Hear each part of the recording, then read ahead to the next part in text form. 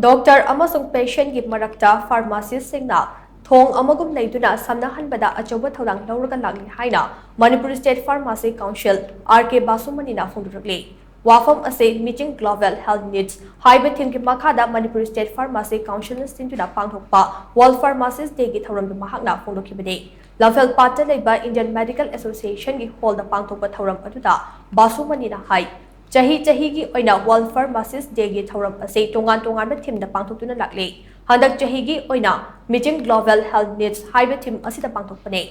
Hauzik malim gi oina ahongba lakpa asina mioiba khunai da makhal kaya gi laina sing leptana thorakli. Matam amada pharmacist sing ningthina leitringai da compounder singna yum da chatuna angamba thakta honarami. Adobo hauziki matam asida pharmacist singna achouba Thoudang Aman Louraga Lakli.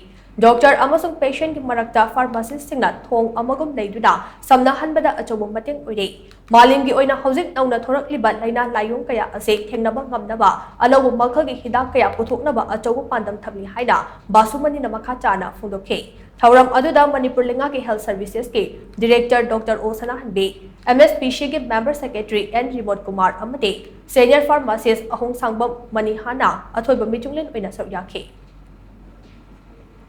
Hojik ole iba ay nga sagi ole iba khal dagi ole iba mayam jin na leiraga asaba lamda laina hen na leiba to adumai tong na ay nga sagi khal ji olak pa matamda khoi gi laina ji jat thoklak pani na madugi jat thoklai matik ano ba hidak develop to bada adugi praja mayam ji malem gi mayam ji kamai tong na masama u fa na lehen gadagi haiba matamda matam chan vaccination to thokpa vaccination tongna natana matam chana check tawba haiban chingba sigumba thimjing jida pangthoga hojik chi khoi gi mangda tariba yamna challenge oiba andaki lakadriba chahi chida akoina puthokpa yaba hidak puthoga masida challenge laiba anaba gi challenging je akoina madu mit tawba ngamna na bagi pangthokpa adugumba thimma ma dai khoi leiri